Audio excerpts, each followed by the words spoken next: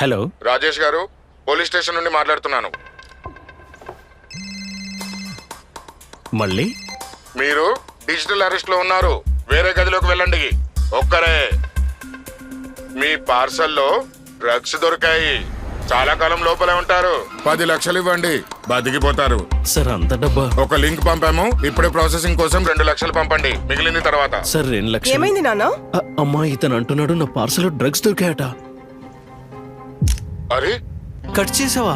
కంగారు పడకండి నాన్న, డిజిటల్ అరెస్ట్ అనేది ఏదీ లేదు. ఇదంతా మోసం. మోసమా?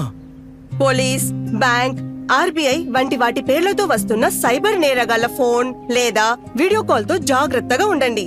వాటికి ఎలాంటి డబ్బు పంపకండి. ఇంకా వెంటనే పోలీసులకి రిపోర్ట్ చేయండి. ఒకవేళ తెలివిగా మసులుకోకుంటే డబ్బుని పోగొట్టుకుంటారు. ఆర్బీఐ అంటుంది, విషయాలు తెలుసుకోండి, జాగరూకంగా ఉండండి.